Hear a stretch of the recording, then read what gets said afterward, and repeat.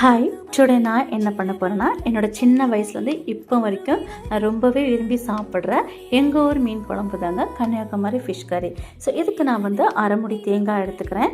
அதோடு மீன் குழம்புனாலே சின்ன உள்ளி தாங்க. சின்ன உள்ளி இல்லைன்னா அந்த மீன் குழம்பு அவ்வளோ டேஸ்ட்டாகவே இருக்காது. ஸோ கண்டிப்பாக சின்ன உள்ளி சேர்த்துக்கோங்க. கூடவே நான் ஜஸ்ட் ஒரு ஃப்ளேவருக்காக பூண்டு மோஸ்ட்லி இப்போ சில பேர் போட மாட்டாங்க. ஸோ பூண்டு சேர்த்துக்கிறேன். ஜீரகம், மஞ்சத்தூள், தனி மிளகாய் தூள் 2லேருந்து 3 ஸ்பூன் சேர்த்துக்கிறேன். ஏன்னா தேங்காய் பொடியில் காரம் தெரியாது.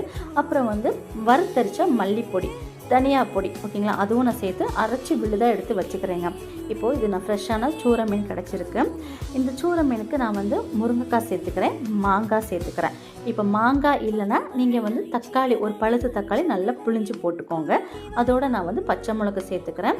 இப்போ அரைச்ச விழுதும் நான் சேர்த்துட்டு புளி நான் எனக்கு தேவைக்கு ஏற்ற மாதிரி நான் ஊற்றிக்கிறேங்க.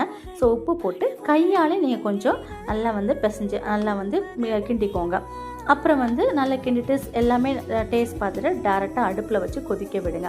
அட்லீஸ்ட் ஒரு 20 மினிட்ஸாவது மீனை நீங்கள் கொதிக்க விடணும். ஃப்ரெஷ்ஷான மீனை கண்டிப்பாக உடையாதுங்க. ஸோ தண்ணி வத்துற வரைக்கும் நான் கொதிக்க விட்டுட்டு ஒன்ஸ் அதோடு நிறுத்திக்கலாம். இல்லைன்னா தேங்காய் ஆயில் லைட்டாக மேலாப்பில் ஊற்றிக்கலாம். அப்படி இல்லைன்னா நான் தாளித்து ஊற்றிக்கிறேன். வெந்தயம், கடுகு, கருவேப்பிலை போட்டு தாளித்து ஊற்றிக்கிறேன். மெயினாக கோகோனட் ஆயில் யூஸ் பண்ணுங்கள், அதுதான் ரியல் ஃப்ளேவர் கொடுக்கும். அதோடு நீங்கள் கொஞ்சம் வெந்தய பொடி இருந்துச்சுன்னா லைட்டாக தூவி விடுங்க. ஸோ என்னோடய பாட்டி அந்த மாதிரி பண்ணுவாங்க. வெந்தயம், கடுகு வறுத்தரிச்சு பொடி வச்சுருப்பாங்க, அதை லைட்டாக மேலாப்பில் தூவி விடுவாங்க. சூப்பராக இருக்குங்க. ஒவ்வொரு மீன் ஒவ்வொரு டைப்பாக பண்ணுவோம். சில மீன் வறுத்தரிச்சு பண்ணுவோம். சில மீன் பெப்பர், ஜீரகம், வெந்தயம் போட்டு வறுத்தரிச்சு கொஞ்சம் டிஃப்ரெண்ட்டாக பண்ணுவாங்க. சில மீனில் தேங்காய் போட மாட்டோம்.